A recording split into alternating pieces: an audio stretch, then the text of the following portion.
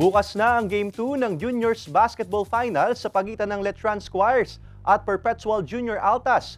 2:30 p.m. yan live sa GTV. Narito ang report ni Hazel Alviar. It's just maganda nila Letran and hats off to them.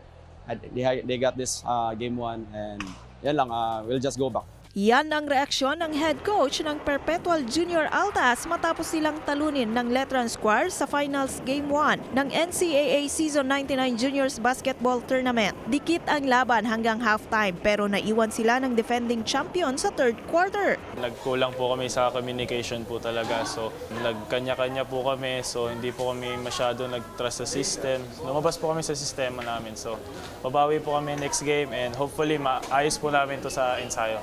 Matatandaan na ito ang unang pagkakataon sa kasaysayan ng Perpetual Junior Altas na makapasok sa NCAA Finals, habang ang Letran Squires ay naglalaro para sa kanilang pan-14 na kampyonato. Hindi naman magiging kampante ang Letran kahit lamang na sila sa best of 3 finals. Yung panalo namin, bonus na sa amin yung game doon.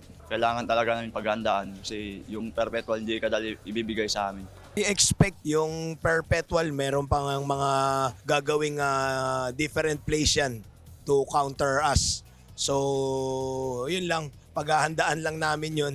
And we'll see on Wednesday. Sa darating na Game 2 bukas, ready na ang dalawang kupunan. Dala ang kanya-kanyang motibasyon para manalo. Ito po yung parang first time sa history ng Perpetual. Yun nga po, kailangan po namin kunin to para para sa may mapatunayan kami sa mga coaches namin, sa mga bahal namin sa buhay. Graduating ako and syempre bago ako mag-exit, gusto ko mag-back-to-back, may record ako.